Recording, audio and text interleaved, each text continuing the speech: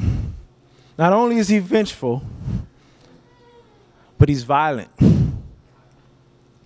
He takes Zebah and Zalmunna, the Midianite leaders. These are men who basically oppressed his people. And he executes them. He talks to him. He says, hey, what kind of men did you kill at Tabor? This is a mountain around where Gideon lived. And Zebah and Zalmunna are scared, out of their minds. They're like, they were men like you. They were like princes. Gideon says, those are my brothers. And if you would have spared them, I would have spared you. He talks to his son and says, kill him. His son's about as timid as he started out. And he can't even get to a point to draw his sword to kill him. So Gideon takes the sword from his son. Give me that. And executes him. And he lives up to his name. Gideon means hacker. And he's hacking away.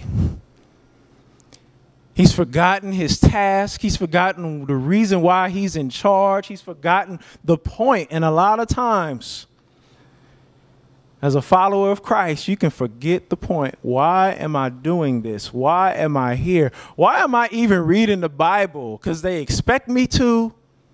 Because if I don't, then I'm under a curse. Something bad's going to happen when I step out the door. No, you're reading it because you love God. That's the reason. So Gideon gets it all confused. He thinks it's about him. He's proud. He's vengeful. And then that's all leading up to our text. The Israelites said, hey, we like how you're doing things. You know, people will celebrate your craziness. Hitler didn't become Hitler by accident. All the people that we see who have gotten into corruption and who've gone the wrong way, somebody could have stopped them. But a lot of times we're so messed up, we feed off of it. The Israelites say, rule over us. You, your son, your grandson, we like you guys. And Gideon says, hey, I'm not going to rule over you. He gets all spiritual. I'm not going to rule over you. The Lord's going to rule over you. Sounds spiritual, right? But his words don't match up to his actions. He's saying these humble words, but then look what he does. He says, I have one request, though. Give me all your gold. And he makes this ephod.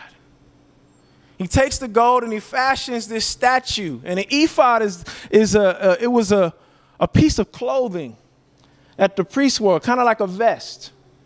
And the high priest in Israel wore it.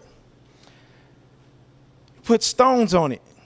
All kinds of different stones, rubies, topaz. I forget all the names of those birthstones, but a lot of those type of stones. And from the stones, I don't know if it was the way the light hit the stones, the way they were turned, whatever, but from the stones, the high priest would discern the will of God for the community. And so Gideon makes a golden one of these. What is he trying to say? I'm not going to rule over you, but I'm going to set this idol up who determines the will of God for you. He still wants to rule the community. He's still setting himself up as a king. I don't know why he did it, what was going on. Maybe he was insecure. Maybe he thought, well, they're not going to need me anymore once I've done my job. Maybe he thought, if I do my job right, then they're going to forget about me and my family's going to be poor. A lot of times we think about this in this way. If I do this for the church is not going to do anything for me. They don't care about me. I'm slaving and working hard, and they definitely can't pay me. Insecure. What am I going to get out of this to make me feel propped up and special and loved and approved? And Gideon takes a dark, dark turn. Because not only does he set up this idol, but then it says he got a lot of wives. And, you know, I look at that and go, that guy's just a lustful, getting all these. I mean, he says he has 70 sons. That's a lot of women. I think the max a woman can have in a lifetime is like 12 or 14. So how many wives did this dude have?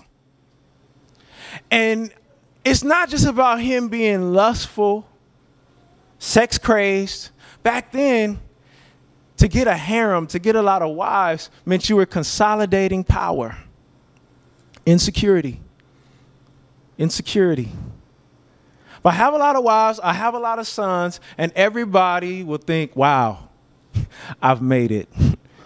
I'm successful. And we get tricked. We forget what success really is. Because remember last week, we were like, oh yeah, Gideon, 300. Yeah, that's success. But now he's twisted it all up. He's not serving the community. And it says he had a son named Abimelech. And Abimelech, you know what that means? My father is king. I'm not going to rule over you. I'm not going to do it. But I'm going to name my son, my father is king. This dude is twisted. And so Gideon, he goes through this downward spiral and says he died at a good old age, but it doesn't end there. A lot of times we think of success in individualistic terms. Success is when me and mine are successful. Sometimes it's just when I'm successful. Forget about my kids or whoever else. I just want to feel like a success. It's a Western way of thinking. It's not a biblical way of thinking about success. Success is when I leave this planet better than when I came into it.